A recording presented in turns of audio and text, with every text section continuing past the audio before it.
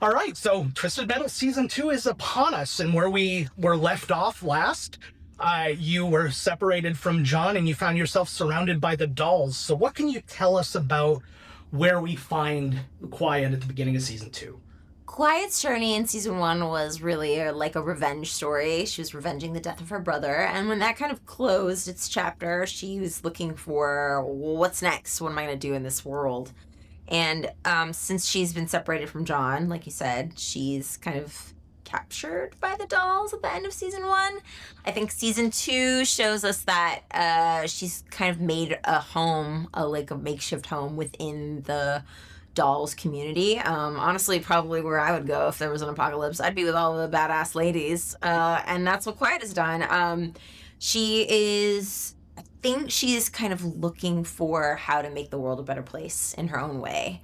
And I think there's elements of the dolls that she really believes in, but she wants more. She's searching for more. And that's when the announcement by Calypso about the tournament kind of comes into play. And like when that happens, she realizes that she has a real purpose and sort of that propels her forward for the rest of season 1, or season 2 rather. That's awesome. Yeah. And as you mentioned, the tournament is here, highly anticipated, also teased at the end of season 1. What can we expect from the tournament that elevates just some of the craziness that we saw in season 1? What can you expect that Alex? More money. Peacock had more money to spend on the show, and so there's more cars that get blown up and wrecked and crashed. We smash into stuff. There's just like more, bigger, better, more blowy uppy. I don't know how to say it any better than that, but there's like a ton more action. I mean, I really think the first season of the show was a comedy with some action in it, and now we're entering into a world where it is an action show with a lot of comedy. Yeah, I was really excited to see the tournament begin because 14-year-old Joe playing Twisted Metal, it just pinged all of those things once again. We're very lucky, and then our showrunner, Michael Jonathan Smith, is also a fan, huge fan of the games, so he's really taken it seriously. Like, he's thinking about you guys, fans of the games. Like, he's really thinking about you. While he expands the world and makes it bigger and badder and cooler, he's also still really thinking about the teenagers that loved these games and played them for hours and hours and hours. And I think that that's our core audience, is like people that loved the games and hopefully really love season 2. Absolutely. Now, you are behind the wheel a bit more in this season than you were last season. Is there any extra driver training involved, stunt driving, anything like that? Is there extra training? I mean, training. Driving in a car with Anthony Mackie beside you is training in and of itself, because he's incredibly distracting and hilarious. But I think the training really comes like quickly on set. I mean, you've got to get stuff done quickly. For the really dangerous stuff, obviously, we have stunt drivers. But we try not to do too much stuff where it's like obviously a double. So our cars, there's multiple versions of each car, and many of them are what we call a pod car. So it's the car, but the mechanisms to drive it have been connected to a driver that's actually sitting on top of the car in like a cage. Yeah. We are inside the car, but our stuff doesn't work. So like pumping the brakes or turning the wheel doesn't work. But you kind of become kind of connected to your driver in that you have to, you gotta make it look real. It's gotta look real. So you're taking these turns and, you know, driving straight at a wall at 65 miles an hour, and you are like just you're really trusting those stunt drivers to be really good at what they do. And thankfully they really, really are. That's great. You mentioned Anthony Mackie.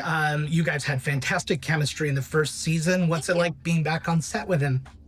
It's very enjoyable. I mean, he's very enjoyable to play off of. And I think these two characters are built in a way that they really love dicking around with each other. I'm not sure I'm allowed to say that, but that's what they like to do. I mean, they're incredible. Their relationship is one that's really antagonistic, can be really antagonistic, but also can be really loving. And I think that that's, for a lot of people, when they fall in love, that is what they're looking for. They're looking for somebody to challenge them, to make them kind of level up in the world. And I think Quiet and John do that for each other.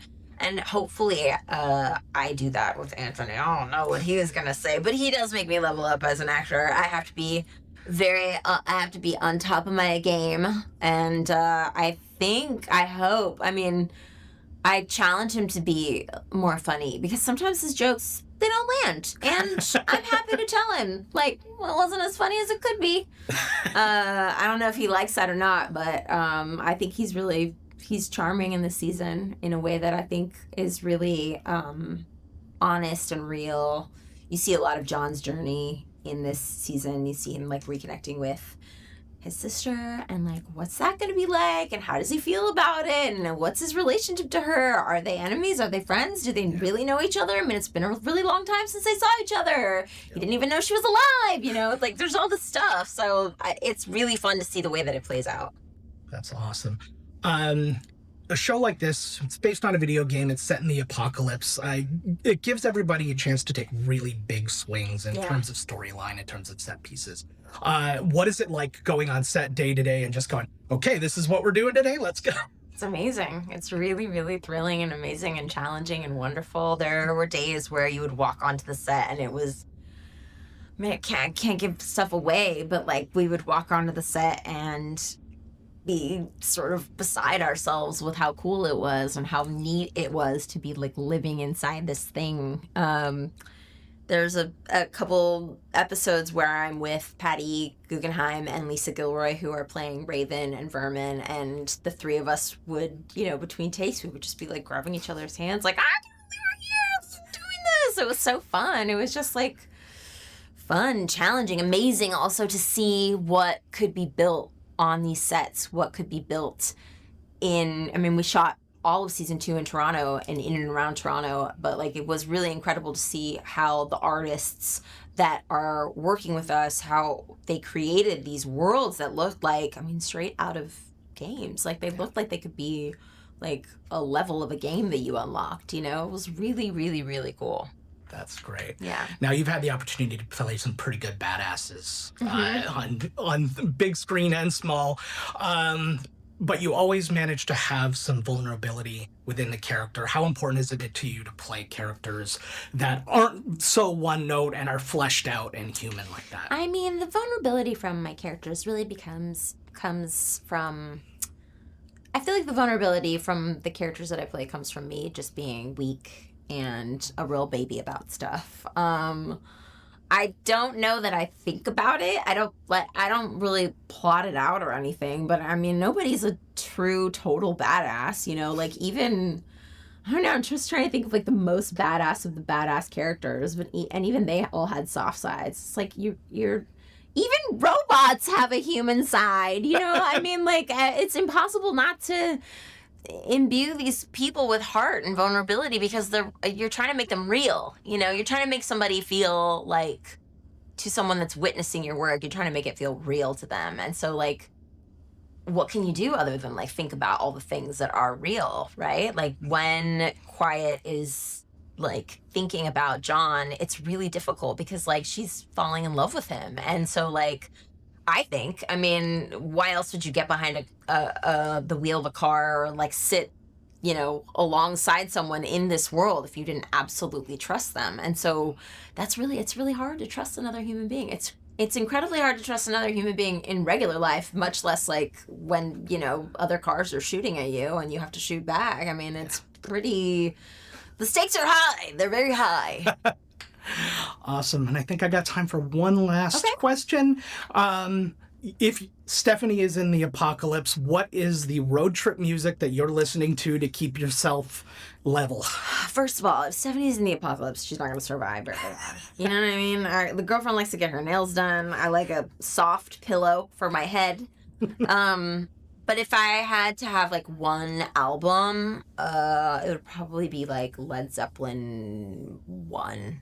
Nice. I think that's probably going to get me through the rest of my days pretty happy. Yeah. That's wonderful. Well, thank you so much for your time today. Course, I can't my wait pleasure. for people to see the new season. Thank you. Awesome. Thank you so much.